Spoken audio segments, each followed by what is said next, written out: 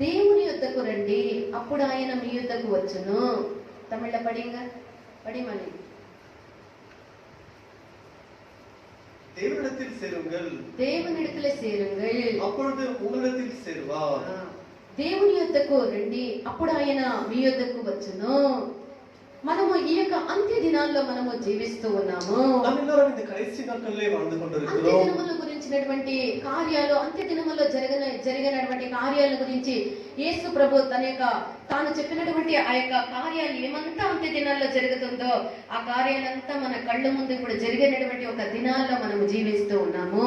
యేసు சொல்லும் பொழுது கடைசி நாட்களிலே என்னவெல்லாம் நடக்குமோ సంభవిக்குமோ அதெல்லாம் கூட இப்பொழுது நம் கண்களாலே அவையெல்லாம் பார்த்து கொண்டிருக்கிறோம். మనము మన చుట్టూ జరుగుతూ ఉండేటువంటి ఈ యొక్క లోకములో జరుగుతూ ఉండేటువంటి కార్యాలు మనము చూస్తూ ఉన్నప్పుడు ఇప్పుడు சுற்றி கிடக்கிற எல்லா காரியங்களும் கண்களாலே பார்த்து கொண்டிருக்கும் మనము பொழுது బుద్ధిహీనులమై ఉండగా நாம் புத்தியினர்களாக இராமல் దేవుని యొక్క రాకడ సమీపమై ఉన్నదని మనము గుర్తెరగాలి. கர்த்தருடைய வருகை సమీపమై வந்தது என்று நாம் அறிந்து నిశ్చయముగా ఆయన యొక్క రాకడ దినముల్లో ఏమంతా జరుగునో అవన్నీ జరిగినటువంటి ఒక కాలాల్లో మనము జీవిస్తూ ఉన్నాము. అనగా మన యొక్క దేవుని యొక్క రాకడ సమీపముగా ఉన్నదని మనము గుర్తెరగాలి. நிச்சயமாக கர்த்தருடைய வருகையிலே என்ன சம்பவிக்க போகுது, நடக்கும் போது அதுக்கான அறிகுறிகள் எல்லாம் நடக்கும், அவை எல்லாமே நடந்து கொண்டிருக்கிறது. ஆகையால் அந்த காலத்துல நம்ம நெருங்கி வந்திருக்கிறோம். ఇప్పుడు మనము చూస్తూ ఉండేటువంటి ఈ యొక్క కార్యాలన్నీ మనము వింటూ ఉండేటువంటి కార్యాలు, చూస్తూ ఉండేటువంటి కార్యాలు, మన కళ్ళ ముందు జరుగుతూ ఉండేటువంటి కార్యాలు మనము చూచినప్పుడు இப்பொழுது அவ்விதமாக நமக்கு கேட்கிற காரியங்கள், அவ்விதமாக பார்க்கிற காரியங்கள் எல்லாமே நடந்து கொண்டிருக்கும் பொழுது మన యొక్క జీవితములో దేవుని యొక్క వాక్యము అనేటువంటి అర్థములో, వాక్యము అనేటువంటి వెలుగులో మన యొక్క జీవితము దేవుని యొక్క రాకడకు పోయే విధముగా ఉన్నదా లేదా అని మనం పరిశీలించి చూసుకోవాలి.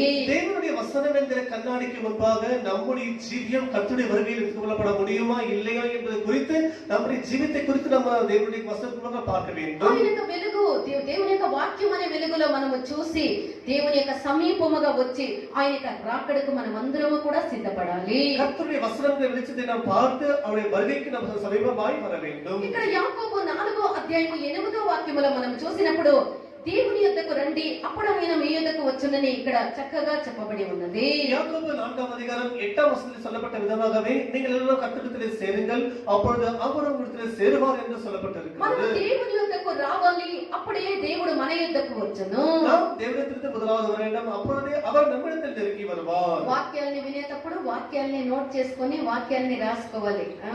ఆ యొక్క వాక్యముని మనం మెలకేసుకోవాలి. దేవుడు మాట్లాడినటువంటి వాక్యాల్ని మెలకు వేసుకోవాలి. కొంతమంది సహోదరుల వాక్యాన్ని ఎంతగా వాళ్ళు ధ్యానించి మరలా యొక్క వాక్యాన్ని వాళ్ళు ఎంతగా యొక్క గ్రూప్ లో వేసేటప్పుడు ఎంత సంతోషం అవుతుంది, ఎంతగా విని ఉండారు వీళ్ళు, ఎంతగా గ్రహించి ఉండారని. మనం ఏం వాక్యం అంటే ఏం వాక్యము అడిగేది, అప్పుడే ఆ క్షణములని మర్చిపోయేది. ఏం వాక్యం చాలా బాగుండింది, ఏం బాగుండింది, అది ఏం బాగుందో తెలియదు, మర్చిపోయినాము. వాక్యముని మనము ధ్యానించి మన యొక్క హృదయం అనే పలక మీద మనం ముద్రించుకోవాలి. ఇక్కడ దేవుని యొద్దకు రండి, అప్పుడు ఆయన మీ యొద్దకు వచ్చును అని ఇక్కడ వాక్యములో ఉన్నది. தேவனிடத்திலே சேருங்கள், அப்பொழுது அவர் உங்களிடத்திலே சேருவார் என்று வசனம் சொல்கிறது. వేదములో మనము చూసేటప్పుడు దేవుని యొక్క సన్నిధానములో నుండి దూరముగా పోయినటువంటి కొంతమందిని మనం చూడవచ్చు. வேதத்திலே படிக்கும்போது தேவனை விட்டு விலகி போன சிலரை குறித்து நாம் படிக்கிறோம். దేవుని నుండి దూరమైపోయిన ఆ యొక్క గుంపులో మనం ఎవరము కూడా కనబడరాదు. தேவனை விட்டு விலகி தூரமாய் போன அப்படிப்பட்ட கூட்டத்தார் நாம் யாருமே காணப்படக்கூடாது. లూకా సువార్త 15వ అధ్యాయము 13వ వాక్యమును మనం చూసినట్లయితే లూకా సువిశేషం 15వ అధ్యాయం 16వ వచనం అక్కడ படிக்கிறோம். చిన్న కుమారుడు తండ్రి యొద్ద నుండి దూరముగా వెళ్ళిపోయినటువంటి ఒక సంభవము ఉన్నది. அங்கே ஒரு தகப்பனுடைய இளைய குமாரனானவன் தகப்பனை விட்டு விலகி தூரமாக போனது குறித்து அங்கு சொல்லப்பட்டிருக்கிறது. చదవండి.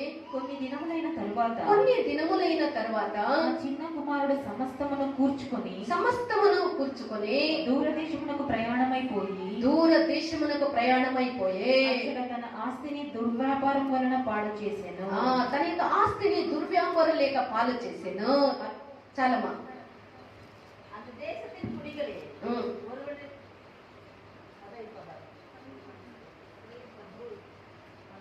சில நாளைக்கு பின்பு இளைய மகன் எல்லாவற்றையும் சேர்த்துக் கொண்டு தூர தேசத்துக்கு புறப்பட்டு போய் அங்க துர்மார்க்கமாய் ஜீவனம் பண்ணி தன் ஆஸ்தியை அழித்து போட்டார். ప్రియమైనటువంటి దేవుని యొక్క జనమా, ఇక్కడ చిన్న కుమారుడు తండ్రి యొద్ద నుండి దూరముగా వెళ్ళిపోతూ ఉన్నాడు.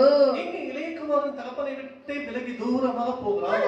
తండ్రి యొద్ద నుండి రావాల్సినటువంటి సమస్త ఆస్తిని సమకూర్చుకొని అతడు తండ్రి యొద్ద నుండి దూరముగా పోయి అతడు దుష్టుల యొక్క సహవాసాన్ని సాంగత్యాన్ని చేసి అతడు తన యొక్క ఆస్తినంతా కూడా దుర్వ్యాపారం చేసి నష్టపరుచుకొని అతడు தூரமாக தன்னை నుండి போயினோ అని ఇక్కడ ఉన్నది. அது கேட்கபடியே இந்த இளையகுமாரன் தன் தகப்பனுடைய ஆஸ்தியிலே தன்னுடைய பங்கை வாங்கிக் கொண்டு தன்னை நண்பர்களுடன் சேர்ந்து அவ்விதமாக உல்லாசமாக இருக்க வேண்டும் என்று அவ்விதமாக தகப்பனை விட்டு விலகி தூரமாக போய்விட்டார். చిన్న కుమారుడు తండ్రి యొద్ద నుండి దూరముగా పోయే இந்த இளையகுமாரன் தகப்பனை விட்டு தூரமாக போனார். ఇక్కడ తండ్రి అనగా పరలోకం యొక్క తండ్రికి సాదృశ్యమై ఉన్నాడు. இங்கே தகப்பன் என்று சொல்லப்படுவது நம்முடைய பிதாவாகிய தேவனை அது காட்டுகிறது.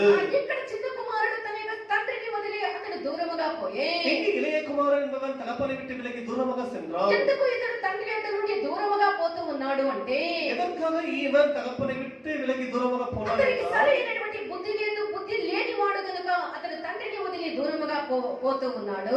அவனுக்கு சரியான புத்தி இல்லை, புத்தி இல்லாத நிமித்தமாக தகப்பனை விட்டு விலகி போகிறான். స్వస్థ బుద్ధి, స్థిరమైనటువంటి బుద్ధి, స్థిమితమైనటువంటి బుద్ధి లేదు గనుక అతడు తండ్రి యొద్ద నుండి దూరముగా పోయే சொல்லப்போனால் அவனுக்கு சொந்தமாக சுயமாக சிந்திக்கிற அந்த நல்ல புத்தியானது இல்லை, ஆகையால் தான் தகப்பனை விட்டு விலகி போகிறான். బుద్ధిహీనుడు గనుక అతడు తండ్రిని వదిలి అతడు దూరముగా పోతూ ఉన్నాడు. அவன் புத்தியன் ஆகையால் தான் தகப்பனை விட்டு விலகி தூரமாக போய்விட்டான். మనము స్వస్థ బుద్ధి, బుద్ధిని వేదములో మనము నిబ్బరమైనటువంటి బుద్ధి అని కూడా మనము చూస్తూ ఉన్నాము. நாம் வேதத்திலே படிக்கும்போது தெளிந்த புத்தி உள்ளவர்களா இருங்கள் என்றும் சொல்லப்படுகிறது. 1 పేతురు 5వ అధ్యాయం 8వ వాక్యములో మనము చూస్తే 1 பேதுரு 5వ அதிகாரம் 8వ వచనం అక్కడ படிக்கிறோம். నిబ్బరమైనటువంటి బుద్ధి అని చెప్పబడి ఉన్నది. அங்கே தெளிந்த புத்தி உள்ளவர்களா இருங்கள் என்று வசனம் మనము சொல்கிறது. నిబ్బరమైనటువంటి బుద్ధి గలవారమై ఉండాలి. நாம் தெளிந்த புத்தி உள்ளவர்களா இருக்க ఈ வேண்டும். నిబ్బరమైనటువంటి బుద్ధి లేదా స్వస్థ బుద్ధి మనకు లేని ఎడల இந்த தெளிந்த புத்தியானது நமக்கு அந்த புத்தியானது இல்லாமல் போனால் దేవుని సన్నిధానములో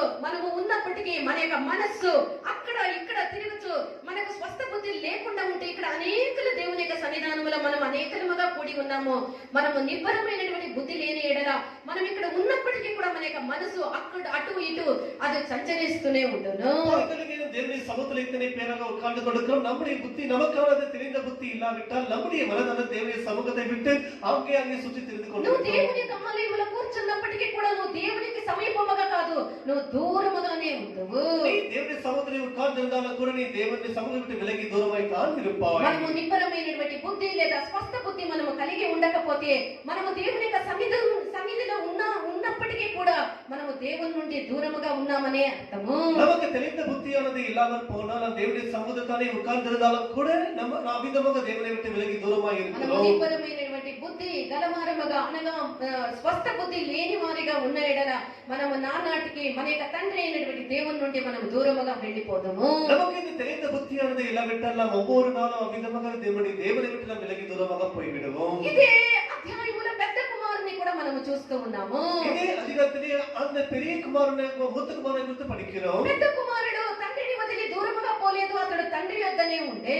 அந்த மூத்த குமாரனை என்றால் அவனோ தகப்பனை விட்டு விலகி தூரமாக போகவில்லை, அவன் தகப்பனோடு అతడు தான் తండ్రితోనే இருக்கிறான். ఉండి తండ్రి యొక్క పనుల్లో అతడు నిమగ్నుడై ఉండే. அவன் தகப்பனுடைய வேலைகளை அதிலே அவன் செய்து கொண்டிருந்தான். అతడు ఇన్ని కార్యాలు తండ్రి ఇంట్లోనే ఉండి తండ్రి యొక్క పాలనలోనే నిమగ్నమై ఉన్నప్పటికీ కూడా అతడు తండ్రి ఇంటిలోనికి వెళ్ళలేకుండా పోయినటువంటి ఒక స్థితిలో కనబడుతూ ఉన్నాడు పెద్ద కుమారుడు. நிமித்தமாக அவன் தகப்பன் வீட்டில் இருந்தாலும் கூட தன்னுடைய வேலைகள் நிமித்தமாக தகப்பன் வீட்டுக்குள்ள போக முடியாமல் அவன் காணப்படுகிறான். తండ్రి వెలుపలికి వచ్చి ఆ యొక్క పెద్ద కుమారుని చూసి లోపలికి రమ్మని అడుగుతూ ఉన్నాడు. தகப்பனோ வந்து பெரிய குமாரனை மூத்த குமாரனை பார்த்து நீ உள்ளே வா என்று ఎంతో அழைக்கிறான். బతిమాలినను అతడు లోనికి రాలేకుండా ఉన్నాడు. அவர் எவ்வளவு தான் பலவந்த பண்ணி வலக்கட்டாயமாக அவரை கூப்பிட்டாலும் கூட அவர் உள்ள போக மாட்டேன் என்கிறார். రాత్రి పగళ్ళు తండ్రి యొక్క పనుల మీద నిమగ్నుడై ఉండి తండ్రి యొక్క పనులు చేస్తూ ఉన్నప్పటికీ కూడా இந்த மூத்த குமாரனோ இரவு பகலமாக தகப்பனுடைய வேலைகளை பார்த்து கொண்டு அதைகளை செய்து கொண்டிருந்த போதும் கூட అతడు తండ్రి ఇంటిలోనికి వెళ్ళలేకుండా ఉన్నాడు. அவர் தகப்பனுடைய வீட்டுக்குள் போக முடியாமல் తండ్రి இருக்கிறார். ఇంట గొప్ప సంతోషము కలుగుతూ ఉన్నది. அவர் தகப்பனுடைய வீட்டிலே ஒரு பெரிய சந்தோஷமானது గొప్ప உண்டாகி இருக்கிறது. వాయిద్యాలు వాయించబడుతూ ఉన్నవి. நல்ல வாத்தியங்கள் வாசிக்கப்படுகிறது. గొప్ప నాట్యములు నృత్యములు జరుగుతూ ఉన్నవి. நடன நிகழ்ச்சிகள் கலை நிகழ்ச்சிகள் நடந்து கொண்டிருக்கிறது. అయినప్పటికీ కూడా ఆ యొక్క సంతోషములో యొక్క పెద్ద కుమారుడు పాలే భాగస్థుడుగా లేకుండా అతని యొక్క హృదయము నుండి అసూయ, దుఃఖము, వేదన, ఆక్రోషము అన్నీ కూడా బయలు వెడలి వస్తూ ఉన్నది. ஆனாலும் இந்த மூத்த குமாரன் இதயத்திலே அந்த சந்தோஷத்தை கலவாமல் அவனுக்குள்ள ஒரு பெரிய பொறாமை, ஒரு துக்கம், கலவரம் அவிதமாக எழும்பி வந்து கொண்டிருக்கிறது. దీనికి కారణం ఏమనగా இதற்கு காரணம் తన என்னவென்றால் తానే నీతి ఎంచుకొని தன்னை தானே நீதிமானாக எண்ணிக்கொண்டார். అంత ఆస్తి అంతయు కూడా సమకూర్చుకొని పోయి దుర్మార్గంతో చేరి నాశనం చేసి అతను ఇప్పుడు మరలా మళ్ళుకొని ఏమీ లేకుండా వచ్చే నేను అన్ని తండ్రినే నమ్ముకొని తండ్రి యొక్క పనుల మీదనే నిమగ్నుడై ఉండి తండ్రినే హత్తుకొని ఉన్నాను, అయితే అన్ని చెడిపోయి వచ్చినటువంటి ఇతనికి ఇంత సంభ్రమము జరుగుతూ ఉన్నదా అని అతని యొక్క లోపల సనుగుట, ఆక్రోధము, క్రోధము, తర్వాత పగ, కోపము అన్నీ కూడా బయలుదేరి వస్తూ ఉన్నది. அந்த முத்துக்குமாரனுக்குள்ள என்னவென்றால் இந்த இளையகுமாரனோ தகப்பனுடைய ஆஸ்தியை வாங்கி கொண்டான். பிறகு வெளியூருக்கு போய் நண்பர்களுடன் ஒன்றாக அவன் அவிதம் உல்லாசமாக இதை தன்னுடைய எல்லா சொத்துக்களையும் ஆஸ்திகளையும் அழித்து விட்டு இப்ப மீண்டுமாக திரும்பி வந்திருக்கிறான். அவனுக்காக இப்ப தகப்பனோ எல்லா விதமான காரியங்களையும் செய்திருக்கிறார், எல்லாம் சந்தோஷமா இருக்கிறார்கள். ஆனால் அவனுக்குள்ளாக ஒரு பெரிய ஒரு பொறாமை, ஒரு துக்கம், கலவரம் அவிதமாக அவனுக்குள்ள ஏக்கங்கள் இயங்கிக் கொண்டிருக்கிறது. తనను తాను పెద్ద కుమారుడు తనను తాను నీతిమంతుడిగా ఎంచుకొని அந்த மூத்தகுமாரன் தன்னை தானே நீதிமானாக எண்ணிக்கொண்டான். కాబట్టి తన యొక్క ఆంతర్యములో అతను తండ్రి ఇంటికి దూరముగా అతడు ఇంటిలో ఉన్నప్పటికీ కూడా ఆంతర్యములో తండ్రి ఇంటికి దూరముగా ఉండేదానికి కారణమాయే. ஆகையால் அவன் வீட்டில் இருந்த போதிலும் கூட அவனை உள்ளான இதயத்துக்குள்ளாக இருந்ததன் மூலமாக அவன் தூரமாக விலகி இருந்தான். లూకాసు వార్త 15వ అధ్యాయము 29వ వాక్యం నుండి చదివితే మనకు తెలుస్తుంది. ఇప్పుడు మనకొద్దు. லூக்காஸ் சுவிசேஷம் 15వ అధ్యాయం 29 படித்தால் நமக்கு தெரியும். తనను తాను నీతిమంతుడిగా ఎంచుకున్నటువంటి పెద్ద కుమారుడు తండ్రి ఇంట్లో ఉన్నప్పటికీ కూడా తండ్రి ఇంటికి అతడు దూరముగా నివసించేటువంటి ఆంతర్యములో తండ్రి ఇంటికి దూరముగా నివసించేటువంటి ఒక స్థాయిలో కనబడుతూ ఉన్నాడు. அந்த தகப்பனை வீட்டில் தானே மூத்தகுமாரன் இருந்த போதிலும் கூட அந்த தகப்பனை வீட்டை விட்டு தன் இருதயத்தின் மூலமாக அவன் விலகி இருக்கிறான். ప్రియమైనటువంటి దేవుని యొక్క బిడ్డ, பிரியமான దేవుని దేవుని యొక్క ఇంట్లో ఉన్నప్పటికీ కూడా நீ தேவனுடைய வீட்டில் இருந்த போதும் கூட నీ ఆంతర్యమైనది దేవునికి దూరముగా ఉన్నదా పరిశీలించి చూసుకోవాలి. உள்ளான இருதயமானது தேவனுக்கு சமீபமாக இருக்கிறதா அல்லது விலகி போய் இருக்கிறதா? నీతి యావత్తు మురికి బట్టవలే ఉన్నది.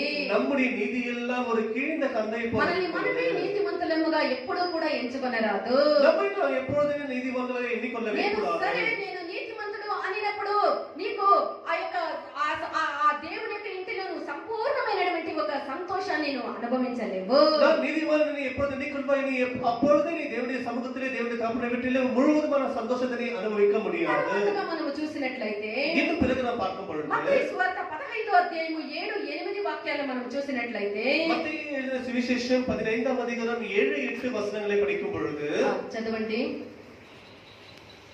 ఈ ప్రజలు ఉమ్.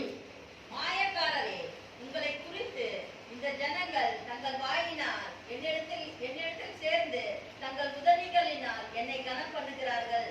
அவர்கள் இதயமோ எனக்கு தூரமாய் விலகி இருக்கிறது. వేషధారులారా, ఈ ప్రజలు నన్ను తమ యొక్క పెదవులతో కనపరుస్తూ ఉన్నారే గాని వాడి యొక్క హృదయము నాకు దూరముగా ఉన్నది అని ఇక్కడ వాక్యములో ఉన్నది. மாயக்காரரே என்று வசனம் சொல்கிறது. நீங்கள் வாயினால் மாத்திரம் தேவனை துதிக்கிறீர்கள், உங்கள் இருதயமோ தேவனை விட்டு விலகி இருக்கிறது என்று இங்க வசனம் ఈ యొక్క சொல்கிறது. ప్రజలు నన్ను నోటితో పెదవులతో కనపరుస్తూ ఉన్నారే గాని వీళ్ళ యొక్క హృదయము నాకు దూరముగా ఉన్నది. இந்த ஜனங்களுடைய முதலினாலே என்னை கனப்படுறத தவிர அவங்க இருதயம் என்னை விட்டு விலகி నేను இருக்கிறது. ఎప్పుడూ సరిగానే ఉన్నాను. நான் எப்பொழுதும் சரியாகவே నేను இருக்கிறேன். చేయనిదంతయు కూడా సరే நான் செய்வதெல்லாமே சரி. అది మనము మన యొక్క పెదవులతో మన యొక్క పెదవులతో చెప్పి మన యొక్క హృదయములో దానికి తగినటువంటి యథార్థత లేని ఎడల நம்முடைய வாயினாலே சொல்லிவிட்டு பிறகு நம்ம இதயத்துல கூட நம்ம யதார்த்தமானதை இல்லாமல் போகும் பொழுது నేను చేసే పనంతయు సరే, నేను తలంచేదంతయు సరే, అన్ని సరే అని నువ్వు పెదవులతో చెప్పి నీ యొక్క హృదయములో యథార్థత లేని ఎడల நாம் செய்வதெல்லாம் சரிதான், நாம் நினைப்பதெல்லாம் சரிதான் என்று நினைக்கும் பொழுது உனக்கு இதயத்துக்குள்ளாக யதார்த்தமானது இல்லாமல் போகும் பொழுது దేవుని యొక్క దృష్టిలో దేవునికి దూరముగా ఉన్నామని అర్థము.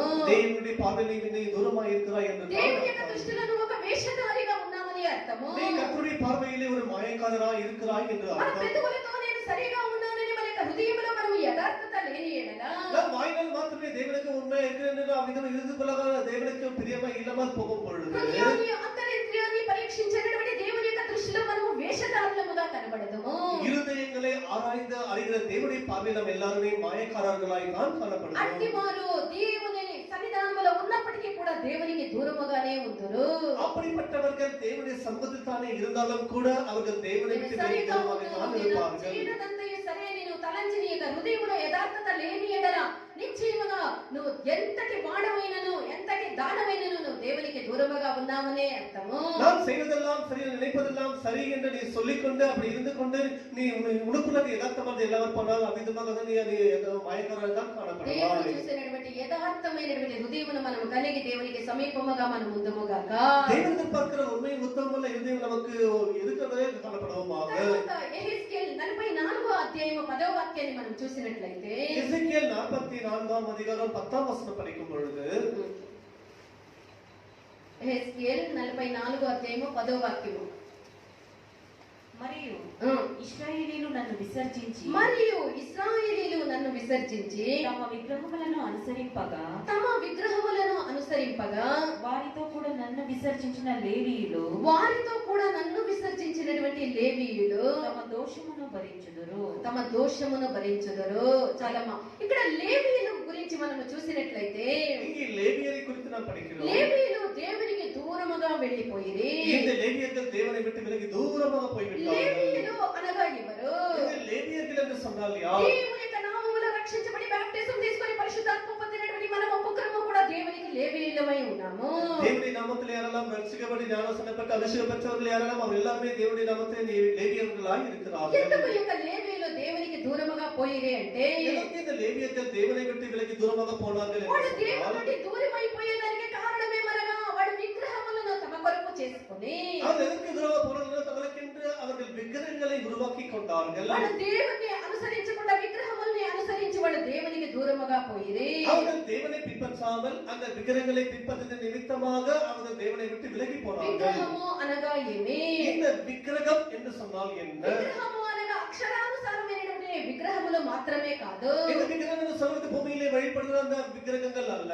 విగ్రహము అనగా దేవుని కంటే మనం అధికముగా దేని మీద అయితే మన మనసును పెట్టుకుంటామో, దేని మీద మన ప్రేమను ఉంచుకుంటామో, దేవుని కంటే గొప్పగా మనం దేన్ని అనుకుంటామో అదంతయు కూడా విగ్రహములై ఉండును. நாம் தேவனை பார்க்கிற அவைகளை அதிகமாக நேசிக்கிறோமோ, தேவனை பார்க்கிற எதற்கு அதிகமாக கனத்தை கொடுக்கிறோமோ அவைகளே அது அந்த விக்கிரகமாக మన மாறிவிடுகிறது. యొక్క దేవుని మనము మొదటగా మన పూర్ణ హృదయముతో పూర్ణ శక్తితో మన యొక్క దేవుని మన పూర్ణ హృదయముతో మనము ప్రేమించాలి. நாம் முதலாவது நம்முடைய முழு மனதோடும் முழு இதயத்தோடும் தேவனை நாம் துதிக்க வேண்டும், தேவனை ஆராதனை செய்ய வேண்டும். కొంతమంది దేవుని కంటే ఎక్కువగా తమ యొక్క పిల్లల మీద తమ యొక్క ప్రేమను తమ యొక్క మనసును ఉంచుకుంటారు. சிலர் தம்முடைய தேவனை பார்க்கிற தம்முடைய பிள்ளைகளிலே அதிகமாக நேசிக்கிறவர்களாய் కొంతమంది காணப்படுவார்கள். దేవుని కంటే అధికముగా తమ యొక్క జ్ఞానముని ఆధారము చేసుకుంటారు. சிலர் தேவனை பார்க்கிற தன்னுடைய ஞானத்தின் மேலே முதலாவது కొంతమంది దేవుని కంటే ఎక్కువగా ధనముని ఆస్తిని ప్రేమించుదురు. சிலர் தேவனை பார்க்கிற தன்னுடைய உண்டான ஆஸ்திகளையும் அந்த பணத்தையும் நேசிப்பார்கள். ప్రియమైనటువంటి దేవుని యొక్క బిడ్డ, దేవుని కంటే అధికముగా నువ్వు దేన్ని ప్రేమిస్తావో అది దేవుని యొక్క దృష్టిలో విగ్రహారాధనకు సమము. ஓ பிரியமான நீ தேவனை பார்க்கிலும் எவைகளை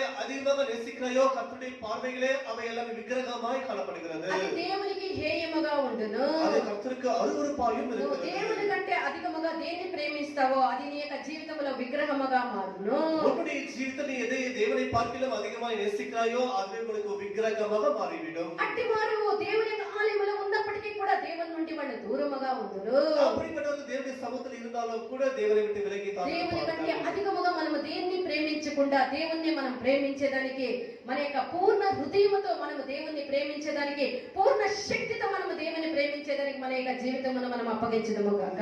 நம்முடைய ஜீவிதத்திலே நம்முடைய தேவனை முழு மனதோட முழு ஆத்மாவோட முழு பலத்தோட துதிப்பதற்கு நம்முடைய ஜீவத்தை தேவனுக்கு நாம் கொடுக்க வேண்டும். తర్వాతగా మనము లూకా సువార్త 18వ అధ్యాయము 13వ వాక్యాన్ని మనం చూసినట్లయితే இன்னும் லூகாஸ் சுவிசேஷம் 18ஆம் அதிகாரம் 13ஆம் வசனம் படிக்கும் பொழுது అక్కడ సూకరుని గురించి మనము చూస్తూ ఉన్నాము.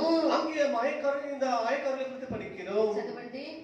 లూకా సువార్త 18వ అధ్యాయము 3వ వాక్యం. ஆயக்காரர் தூரத்திலே நின்று ஆயக்காரன் தூரத்திலே நின்று தன்னுடைய கண்களை வானத்திற்கு ஏறெடுக்க தன்னுடைய கண்களை வானத்திற்கு ஏறெடுக்க துணியாமல் துணியாமல் மார்பிலே அடித்துக்கொண்டு ஆ, தேவனே ம். பாவியாக என் மேல் கிருபையாயிரும் என்றார். హల్లెలూయా. అయితే సుంకరి దూరముగా నిలుచుండి చాలమ్మా. ఇక్కడ సుంకరి దేవుని యొక్క సన్నిధానములో నుండి దూరముగా నిలబడుకుంటూ ఉన్నాడు. இங்கே நாம் படிக்கும் பொழுது இந்த ஆயக்காரர் என்பவர் தேவனுடைய சமூகத்தை விட்டு விலகி தூரமாக நின்று ఎందుకు கொண்டிருக்கிறார். సుంకరి తన యొక్క దేవుని నుండి తను దూరముగా నిలబడుకుంటూ ఉన్నాడు అంటే எதற்கு இந்த ஆயக்காரர் தேவனை விட்டு விலகி தூரமாக நின்று கொண்டிருக்கிறார் ఇక్కడ என்று సుంకరి சொன்னால் కింద వాక్యంలో మనం చదివినట్లయితే సుంకరి తెలుసుకొని తన యొక్క జీవితముల గురించి తన యొక్క స్థితిని గురించి బాగుగా ఎరిగిన వాడై ఉన్నాడు. நாம் கீழ் வசனத்திலே படிக்கும் பொழுது இந்த ஆயக்காரன் தன்னுடைய ஜீவித்தை குறித்து நன்றாக அறிந்தவனாய் இருக்கிறார். కాబట్టి అతడు దేవుని సమీపించలేకుండా అతడు దూరముగా నిలబడుకుంటూ ఉన్నాడు. ஆகையால் அவன் தேவனை சமீபமாய் வராமல் தூரமாய் நின்று ఇక கொண்டிருக்கிறான். సుంకరి యొక్క స్వభావం ఏమి అని మనం చూసినట్లయితే இந்த ஆயக்காரனுடைய சுபாவம் என்னவென்று பார்ப்போமானால் లూకాసు వార్త 13వ అధ్యాయము 12, 13 వాక్యాలను చదవండి. லூக்கா சுவிசேஷம் 13ஆம் அதிகாரம் 12, 13 వచనங்களை படியுங்கள். యేసు ఆమెను చూచి ఆ. రమ్మని పిలిచి ఉమ్. అమ్మా ఉమ్. ఈ బలహీనత నుండి విడుదల పొంది ఉన్నామని ఆమెతో చెప్పి ఉమ్. ఆమె మీద చేతులుంచగానే ఉమ్. ఆమె చక్కగా నిలువబడి దేవుని మహిమపరిచెను. ఉమ్. యేసు విశ్రాంతి దినమున స్వస్థపరిచినందున ఉమ్. ఆ సమాజ మందిరపు అధికారి కోపముతో మండిపడి ఉమ్. జన సమూహమును చూచి ఎన్నో వాక్యం అమ్మ చదువుతా ఉండేది 13, 12, 13 మూడో అధ్యాయము. హల్లెలూయా. ఈ యొక్క సుంకరి యొక్క స్వభావం నేను తర్వాత చెప్తాను. ఈ యొక్క సుంకరి యొక్క స్వభావం ఏమనగా இந்த ஆயக்காரனுடைய சுபாவம் என்னவென்றால் ఇతడు ఇతరులకి పరిచర్య చేసేదానికంటే తమకే ఎక్కువ పరిచర్య చేయాలని కోరేనటువంటి ఒక స్వభావమైనది సుంకరి కలిగి ఉన్నాడు.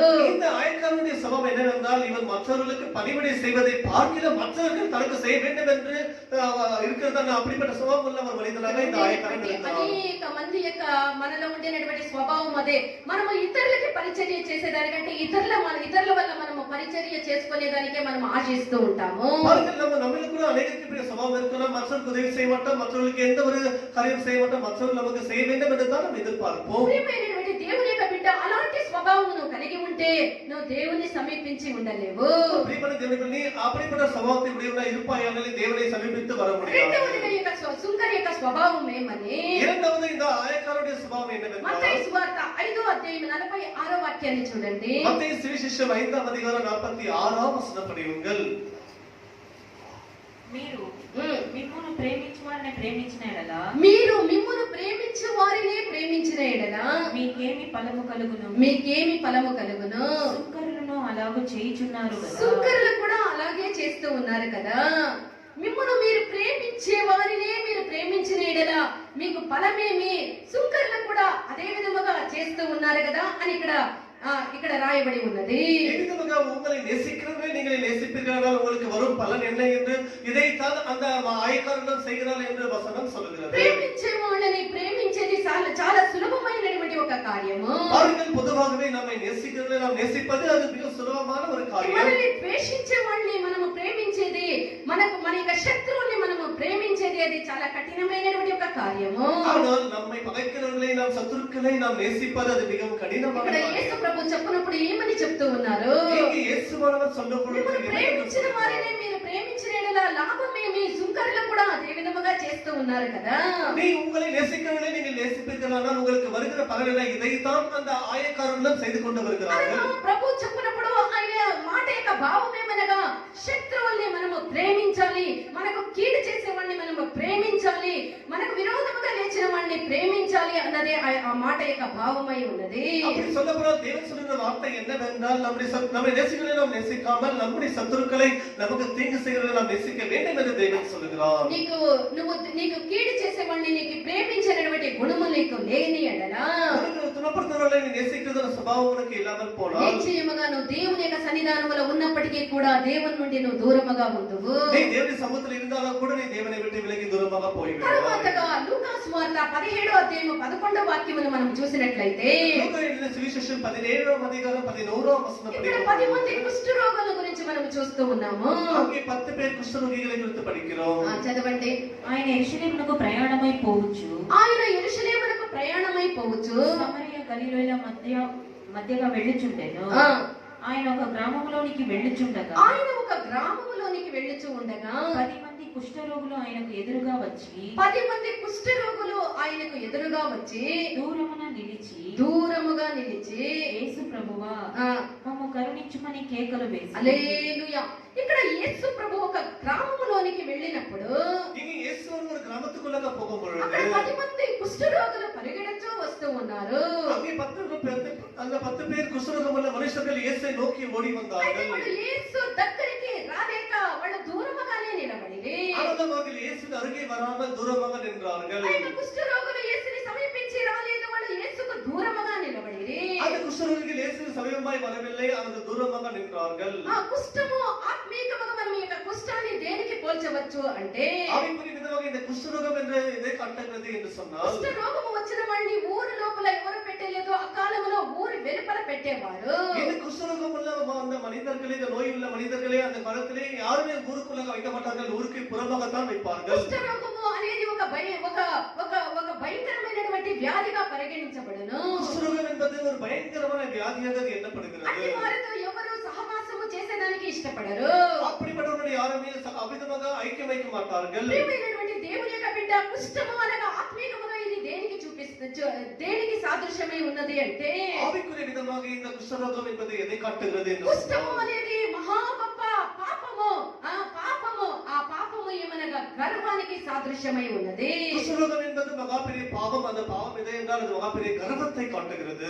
ఈ యొక్క అన్ని పాపాల కంటే మిక్కిలి గొప్ప పాపము యొక్క గర్వమై ఉన్నది. எல்லா பாவங்களையும் பெரிய பாவம் என்னவென்றால் அது கர்வமாய் இருக்கிறது. ఈ యొక్క కుష్ఠ రోగమైనది గర్వానికి, ఆత్మీకముగా గర్వానికి సాదృశ్యమై ఉన్నది. இந்த குஷ்டரோகம் என்று சொல்லப்படும் போது ஆவிக்குரிய விதமாக இது మన యొక్క கர்வத்தை జీవితంలో నేను గొప్ప అనేటువంటి గర్వముతో, అహంకారంతో మనం కూడి ఉన్నామంటే, దేవుని యొక్క దృష్టిలో మనం ఒక భయంకరమైనటువంటి ఘోరమైనటువంటి కుష్ఠ రోగం కలిగినటువంటి వారమని మనం తలంచాలి. நம்முடைய ஜீவிதத்தில் நான் பெரியவன், நான் அப்படிப்பட்டவன் என்று நீ நினைப்பாயாகில் உனக்குள்ளக ஒரு கர்வம் என்ற ஒரு குஷ்டரோகம் இருக்கிறது என்று அர்த்தம். అట్టివారు దేవునికి సమీపించి రాజాలరు.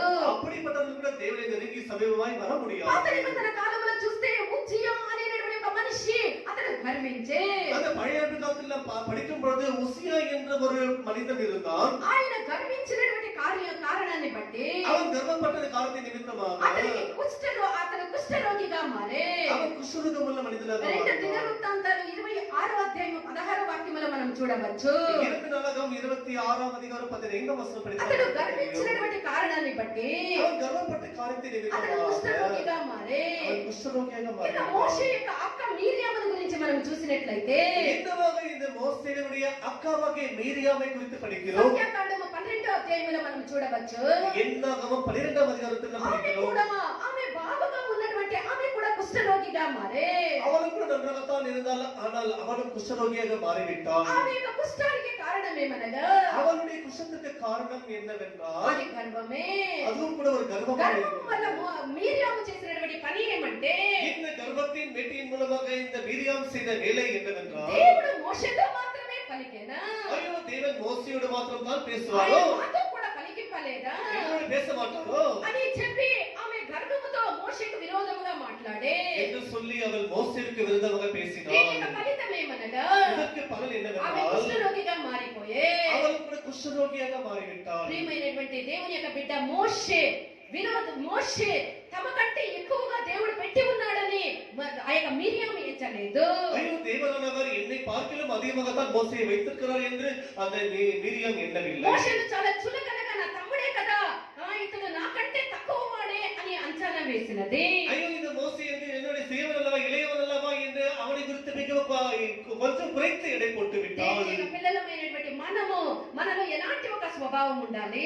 தேவனுடைய பிள்ளைகளுக்கு நமக்குள்ள எப்படிப்பட்ட சுபாவம் ఇక్కడ இருக்கிறது? ఉండేటువంటి ప్రతి ఒక్కరూ నాకంటే యోగ్యులే, నాకంటే గొప్ప వాళ్ళే, నాకంటే ఎక్కువ వాళ్ళే అనే తలపు మన ఒక్కొక్కరికి ఉండాలి. ஐயோ இருக்கிறவர்கள் எல்லாரும் கூட என்னை பார்க்கிற பெரியவர்கள் நல்ல உண்மையானவர் உத்தமமானவர்கள் என்று நாம் எண்ண வேண்டும். ఇతరులకంటే నేను, అందరికంటే నేను తక్కువదానను, తక్కువ వాడనని అన్నటువంటి మనసులో మనకు అలాంటి ఒక స్వభావం మనకు ఉండాలి. எல்லாரும் பார்க்கிற குறைவானவர், நீதியிலே குறைவானவர், பக்தியிலே குறைவானவர் என்று அப்படி நாம் எண்ண ఇక్కడ வேண்டும். మీరియాము తనకంటే యోగ్యుడు మోషే అని ఆమె తలంచలేదు. ஆனால் என்னை பார்க்கிற மிக மோசே உண்மையான உத்தமமானவரே என்று அவ்விதமாக இந்த மீரியாம் కాబట్టి ఆమె எண்ணவில்லை. చాలా చులకనగా, చాలా తేలికగా మోషేతో మాత్రమే దేవుడు పలికెనా, మాతో ఏమీ పలికించలేదా అనేటువంటి ఒక మాట మాట్లాడే. ஆகையால் அவர் மிகவும் சுலபமாக ஏன் மோசேயோடு தான் தேவன் பேசுவாரோ என்று அந்த ஒரு வார்த்தையை அவர் சொல்லிவிட்டார். ఫిలిప్పీలు 2వ అధ్యాయము 3వ వాక్యాన్ని చదవండి. பிலிப்பியர் 2వ அதிகாரம் 3వ வசனம் படியுங்கள். కక్ష చేతనైనను కక్ష చేతనైనను వృతాశయము చేతనైనను ఉమ్, ఏమీయు చేయక ఉమ్, వినయమైన మనసు గల వారై ఉమ్. ఒకరినొకడు తనకంటే యోగ్యుడని ఎంచుచు వినయమైనటువంటి మనసు గలవారే ఇతరుల్ని తనకంటే యోగ్యముగా ఎంచుకొందురు. హల్లెలూయా. మనము ఇతరుల్ని మనకంటే యోగ్యులుగా మనం ఎంచుకునేటువంటి మనసు మనము కలిగి ఉండాలి. ஆகிய நமக்குள்ளாக நம்மை பார்க்கிற மற்றவர்கள் மேன்மையானவர்கள் என்று அப்படிப்பட்ட சிந்தை நமக்குள்ளாக இருக்க வேண்டும். అలాంటి మనసు నువ్వు కలిగి ఉండాలంటే నువ్వు వినయ భావము కలిగిన వాళ్ళకు మాత్రమే ఇది అగు. அப்படிப்பட்ட சிந்தை அது யாருக்கு வரும் என்றால் யாரெல்லாம் தம்மை தாழ்த்திக் கொள்வார்களோ గర్వముతో నిండినటువంటి హృదయం మనం కలిగి ఉంటే నాకంటే గొప్ప వాళ్ళు ఇతరులని మనం తలంచలేము. நமக்குள்ள கர்வமானதை நெட்டின நிற்குமையாக நம்மை பார்க்கிலும் உத்தமமாக அவிவை யார் இருக்குமானவர்கள் தான் எண்ணுவோம். నీ యొక్క జీవితంలో గర్వము అనేటువంటి కుష్టము కలిగి ఉంటే నిశ్చయముగా నువ్వు దేవునికి సమీపించి నువ్వు రాలేవు. உன்னுடைய ஜீவிதத்திலே உனது கர்வம் என்கிற குஷ்டரோகம் இருக்குமையாக நீ தேவனை சமீபித்து வர முடியாது. తర్వాత లూకా సువార్త 22వ అధ్యాయము 54వ వాక్యాన్ని మనం చదివినట్లయితే இன்னும் லூக்கா சுவிசேஷம் 22వ அதிகாரம் 54వ వచనం படிக்கும் பொழுது వారు ఆయనను పట్టి ఈడ్చుకొని పోయి ప్రధాన యాజకుని ఇంటిలోనికి తీసుకొని పోయిరి. పేతురు దూరముగా వారి వెనుక వచ్చుచుండెను. పేతురు దూరముగా నిలబడి చూస్తూ ఉండెను. హల్లెలూయా. ఇక్కడ పేతురు గురించి మనం చూస్తూ ఉన్నాము. இங்க பேதுருவை குறித்து நாம் படிக்கிறோம். ఇక పేతురు ఎవరు? இந்த பேதுரு என்பவர் యేసు ప్రభుని పట్టుకొని ఆయన్ని తీసుకొని పోతూ ఉండేటప్పుడు పేతురు దూరముగా నిలబడి చూస్తూ ఉన్నాడు. இயேசுவை பிடித்துக்கொண்டு அந்த அப்போஸ்தலர்களை அழைத்து கொண்டு போகும்போது அதை தூரமாக நின்று பார்த்து போயிருந்தவனே இந்த பேதுருவாக இருக்கிறான். ఇక పేతురు వేరే ఎవరో కాదు, యేసు ప్రభు యొక్క ప్రధాన శిష్యుడై ఉండే. ఈ పేతురు என்பவர் யாரோ இல்லை, இவன் இயேசு கிறிஸ்துவினுடைய அந்த శిష్యుடைய ప్రధాన శిష్యునాக యేసు ప్రభుతో చెప్పినప్పుడు அவன் இயேசுவோடு சொல்லும்போது ప్రభువా నీతో చెరసాలలోనూ మరణములోనూ వెళ్ళటకు కూడా నేను సిద్ధముగా ఉన్నానని చెప్పినటువంటి యొక్క మనిషే.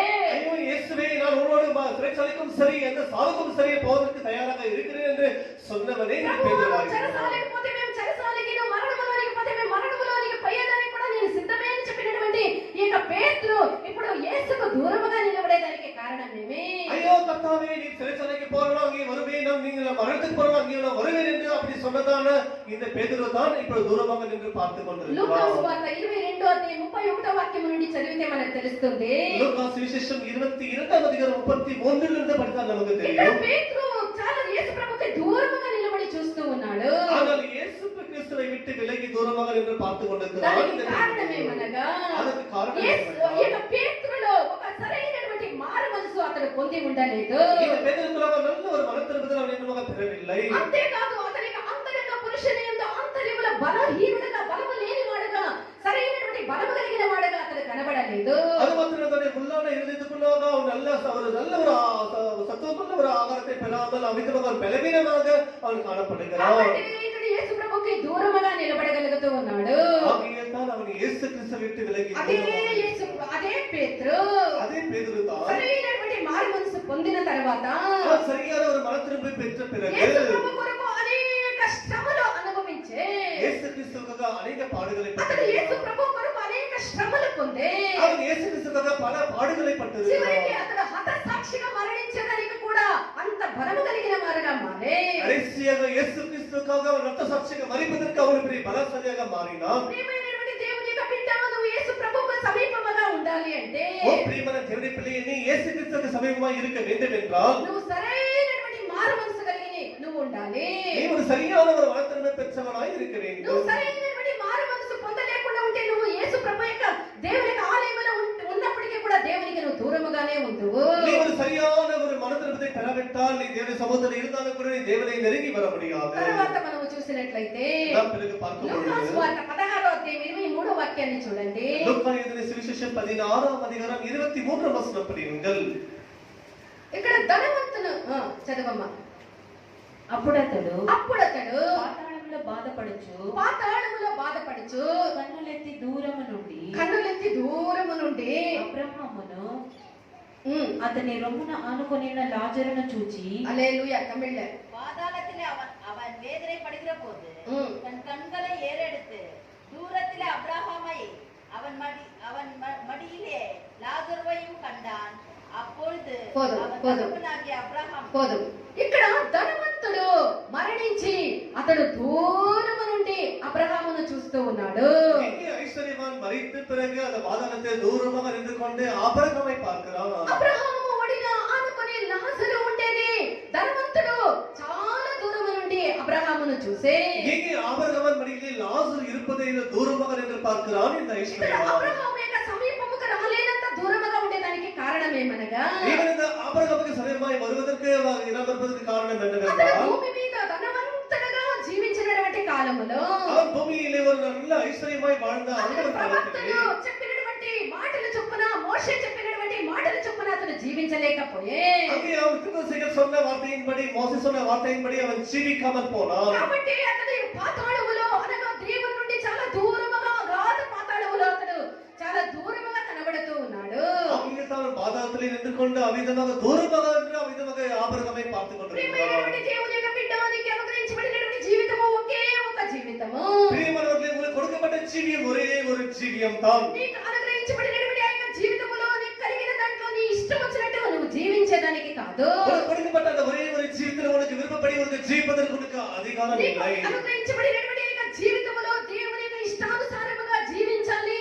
అందుకే దేవుడు తన యొక్క ప్రవక్తల్ని తన యొక్క సేవకుల్ని పెట్టి అనేక కార్యాలను మనకి బోధిస్తూ ఉన్నారు. உனக்கு கொடுக்கப்பட்ட அந்த ஒரே ஒரு ஜீவியத்தை நீ தேவனை கொண்டு ஜீவிப்பதற்கு தான் தேவன் தன்னுடைய தீர்க்கதரிசிகளையும் தன்னுடைய ஊழியக்காரர்களையும் அவர் அமிதமாக வைத்திருக்கிறார். నేను కలిగిన దాంట్లో నా ఇష్టం వచ్చినట్టు నేను జీవిస్తానంటే నిశ్చయముగా మరణించిన తర్వాత దేవుని యొక్క సన్నిధి నుండి నువ్వు చాలా దూరముగా ఉండాల్సినటువంటి ఒక స్థితి వచ్చును. கொடுக்கப்பட்ட ஜீவிதத்திற்கு மனப்படப்போகிற ஜீவிதற்கு சொல்வாயானால் நீயும் கூட தேவனை விட்டு விலகி தூரமாய் நிற்க దేవుని வேண்டியதுதான். యొక్క వాక్యాలకి మనము లోబడి ఆయన యొక్క ఆజ్ఞలకి మనము ఈ లోకములో మనము జీవంతో ఉన్నప్పుడే మనము పాటించి మనము జీవించితేనే మనం మరణించిన తర్వాత కూడా మనము దేవునికి సమీపముగా ఉండగలము. பார்க்கிற பூமியில் இருக்கும் பொழுது மாம்சத்தில் இருக்கும் போது தேவனுக்கு கட்டளை இருக்கும் பொழுது தேவனை கட்டளைகளை பின்பற்றி நாம் தேவனுக்கு என்று ஜெபிக்கும் பொழுது அவ்விதமாக நாம் கூட தேவனோடு நெருங்கி வர முடியும். దేవుని యొక్క వార్తల్ని నిర్లక్ష్యము చేసి దేవుని యొక్క మాటల్ని మనం నెట్టివేసి మనం ఇష్టం వచ్చినట్లు జీవించిన యెడల మనం తర్వాత దేవుని యొక్క సమీపముగా ఉండము. మన తర్వాత జీవితంలో దేవునికి చాలా దూరముగా ఉందము. நாம் தேவனுடைய வார்த்தைகளை கேட்காமல் தேவனுடைய வார்த்தைகளை அலட்சி பண்ணி அதை தள்ளிவிட்டால் நிச்சயமாக நாம் தேவனுடைய சமீபமாய் வர முடியாது. ఇది చాలా దౌర్భాగ్యమైనటువంటి ఒక జీవితము. இது பெரிய ஒரு கௌரவமான ஒரு ஜீவியம் நமக்கு దేవునికి வாழ்கிறது. దూరముగా ఉండేటువంటి జీవితము చాలా దౌర్భాగ్యమైనటువంటి ఒక జీవితము. தேவனை விட்டு விலகி ஜீவிக்கிற ஜீவியம் மிகவும் கௌரவமான ஒரு ஜீவியமாய். తర్వాత మనము యోనాను గురించి చూసినట్లయితే இன்னும் பிறகு நாம் யோனாவை குறித்து படிக்கிறோம். యోనా 1వ అధ్యాయము 3వ వాక్యములో యోనా 1వ అధ్యాయం 3వ వచనத்திலே అయితే యెహోవా సన్నిధిలో నుండి తర్షీషు పట్టణమునకు పారిపోవాలని యోనా యొప్పేకు పోయి తర్షీషుకు ఒక ఓడను చూచి ప్రయాణమునకు కేవు ఇచ్చి యెహోవా సన్నిధిలో నిలవక ఓడవారితో కూడి తర్షీషునకు పోవుటకు ఓడ ఎక్కెను. హల్లెలూయా. యెహోవా సన్నిధిని నిలబడలేకుండా యెహోవా సన్నిధి నుండి యోనా చాలా దూరముగా తర్షీషునకు పోవునటువంటి ఒక ఓడనెక్కి ప్రయాణమైపోతూ ఉన్నాడు. இந்த யோனா கர்த்தருடைய சமூகத்தை விட்டு விலகி அந்த தர்ஷீசுக்கு போகிறதான கப்பலை ஏறிவிட்டார். దేవుడు అమిత్తయ్య కుమారుడైనటువంటి యోనాని నినివేకి పొమ్మని చెప్తే దేవుని యొక్క వార్తకి లోబడకుండా దేవుని యొక్క చిత్తము నుండి తొలగిపోయి అతను దూరముగా దేవుని యొక్క సన్నిధి నుండి పోయి ఆ యొక్క తార్షీసునకు పోవునటువంటి యొక్క ఓడ ఎక్కి దేవుని సన్నిధానములో నుండి అతను దూరముగా పోతూ ఉన్నాడు. இங்கே இந்த அமித்தாயின் குமாரனாகிய யோனா கர்த்தருடைய தீர்க்கதரிசியாய் இருந்து அவன் அவிதமாக தேவனானவர் அவனை நினைவுக்கு போக சொன்னால் இவன் தேவனுடைய சமூகத்தை விட்டு விலகி அந்த தர்ஷீசுக்கு போகிறதான கப்பலை ஏறிவிட்டான். దేవుడు చెప్పినటువంటి స్థలములకు పోకుండా తనకి ఇష్టమైనటువంటి స్థలములకు పోయేదానికి కారణం ఏమనగా அவன் தேவன் சொன்ன இடத்துக்கு போகாமல் தனக்கு விருப்பமான இடத்துக்கு போவதற்கு காரணம் అతనిలో என்னவென்றால் ఉండేటువంటి అవిధేయత, అతనిలో ఉండేటువంటి స్వార్థము, స్వయము దేవుని సన్నిధి నుండి దేవుని మాట నుండి అతను దూరముగా పోయేదానికి కారణమవుతూ ఉన్నది. அவனுக்குள்ள இருந்த அந்த கீழ்ப்படியாமை சுயநலம் சுயமாக சிந்திக்க அதை நிமித்தமாக அவன் தேவனுடைய சமூகத்தை விட்டு விலகி போனான். స్వంత చిత్తము చేసేవాళ్ళు గుర్తు పెట్టుకోవాలి. స్వచిత్తాన్ని స్వంత చిత్తము చేసేవాళ్ళు ఎప్పుడూ కూడా దేవుని యొక్క చిత్తాన్ని నెరవేర్చజాలరు. நினைவு கூறுங்கள், நீங்கள் யாரெல்லாம் சுயசித்தத்தை நிறைவேற்றுவதற்கு விரும்புவீர்களோ நீங்கள் எல்லாம் தேவ சித்தத்தை செய்ய முடியாது. స్వయము అవిధేయతని స్వంత చిత్తాన్ని చేసేదానికి ప్రేరేపించును. இது சுயம் இந்த கீழ்ப்படியாமை எல்லாரோட சுயசித்தத்தை செய்வதற்கு உன்னை ఈ స్వయ చిత్తాన్ని చేసేదానికి ఈ యొక్క యోనా దేవుని యొక్క సన్నిధి నుండి దేవుని యొక్క మాట నుండి దేవుని యొక్క చిత్తము నుండి తన యొక్క చిత్తమైనటువంటి స్థలానికి దేవుని సన్నిధి నుండి దూరముగా పోతూ ఉన్నాడు. தன்னுடைய சொந்த சித்தத்தை நிறைவேற்றுவதற்காக இந்த யோனா தேவனுடைய சமூகத்தை விட்டு தேவன் சொன்ன இடத்துக்கு விட்டு அவிதமாக போகாமல் விலகி அவன் சொன்ன அந்த சொந்த இடத்துக்கு போயிருக்கிறான். అవిధేయత, స్వంత చిత్తము నెరవేర్చేది ఇది దేవుని మన నుండి చాలా దూరముగా తీసుకొని పోవును. இந்த கீழ்ப்படியாமை சுயசித்தத்தை நிறைவேற்றுவது எல்லாமே நம்ம தேவனை விட்டு விலகி தூரமாக கொண்டு దాని యొక్క போய்விடும். ఫలితాలు చాలా భయంకరముగా ఘోరముగా ఉండును. இதனுடைய பல நினைவென்றால் மிகவும் ఘోరமாய் இருக்கும். ప్రియమైనటువంటి దేవుని యొక్క బిడ్డ, ఇలాంటి స్వభావాలు, స్వంత చిత్తము, అవిధేయత నా చిత్తాన్ని నెరవేర్చాలనే స్వభావము మనలో ఉన్నదా మనం జాగ్రత్తగా చూసుకోవాలి. లేని ఎడల అది నేను దేవుని యొక్క సన్నిధి నుండి చాలా దూరముగా తీసుకొని వెళ్ళిపోవును. பிரியமானவர்களே, நமக்குள்ளது கூட இந்த கீழ்ப்படியாமை, இந்த சொந்த சத்தத்தை நிறைவேற்றுவது எல்லாமே நமக்குள்ள இருக்குமே ஆகில் இவைகள் நம்மை தேவனை விட்டு விலகி கொண்டு போய் தூரமாக வைத்து விடும். ఇప్పుడు మనం చెప్పబడినటువంటి ఇన్ని కార్యాలు మనం కలిగి ఉంటే இப்ப சொல்லப்பட்ட இத்தனை காரியங்கள் நமக்குள்ள இருக்குமே ஆகில் మనము నిశ్చయముగా దేవుని యొక్క సన్నిధి నుండి మనం చాలా దూరముగా వెళ్ళిపోదుము. நிச்சயமாக தேவனுடைய சமூகத்தை விட்டு நாம் விலகி தூரமாக దేవుని போய்விடுவோம். సన్నిధి నుండి మనము దూరముగా పోయినప్పుడు நாம் தேவனுடைய சமூகத்தை விட்டு விலகி தூரமாக దేవుని యొక్క போகும்போது సంరక్షణ, దేవుని యొక్క ఆశీర్వాదములు, దేవుడు అనుగ్రహించినటువంటి నిత్య సుఖములు ఇవేవి కూడా మన యొక్క జీవితంలో మనం అనుభవించలేము. தேவன் கொடுக்கிற பாதுகாப்பு, தேவன் கொடுக்கிற கிருபை, தேவன் கொடுக்கிற ஆசீர்வாதங்கள் இவைகள் எதுவுமே நமக்கு கிடைக்காது. దేవుని యొద్దకు రండి, అప్పుడు ఆయన మీ యొద్దకు వచ్చును. முதலாவது நீங்கள் தேவனிடத்திலே வாருங்கள், அப்பொழுது அவர் உங்களிடத்திலே வருவார். మనము ఎందుకు దేవుని యొద్దకు రావాలి? நாம் எதற்கு தேவனிடத்திலே வர வேண்டும்? దేవుని యొక్క చిత్తమైతే రానైనటువంటి వారములో మనం ఎందుకు దేవునికి దూరమైపోయినటువంటి వాళ్ళ గురించి మనం చూసినాము. దేవునికి మనం సమీపముగా రావాలి. ఎందుకు మనం దేవునికి సమీపము రావాలి అని రానైనటువంటి వారములో మనం నేర్చుకుందాము. இந்த வாரம் இவ்விதமாக தேவனை விட்டு விலகி போவதை குறித்து நாம் படித்தோம். ஆனால் வருகிற வாரத்திலே விதமாக நாம் எதற்கு தேவனுக்கு நெருங்கி வர வேண்டும், எதற்காக வர வேண்டும் என்று குறித்து தேவ சித்தமானால் வருகிற வாரத்தில் நாம் தெரிந்து దేవుడు கொள்ளலாம். మనకు సహాయం చేయనుగాక. தேவன் நமக்கு உதவி செய்வாராக. ఆమేన్. தோழி விளக்கும் அவரே, தேவ ஆலயமும் அவரே, தூய ஒளி விளக்கும் அவரே, ஜீவனாலே தவழ்காமின் தாகம் தீர்க்கும் சித்த ஜீவனதியும் அவரே, ஜீவனாலே தம் ஜனங்களின் தாகம் தீர்க்கும் சித்த ஜீவனதியும் அவரே. இதோ மனுஷரின் மத்தியில் தேவாதி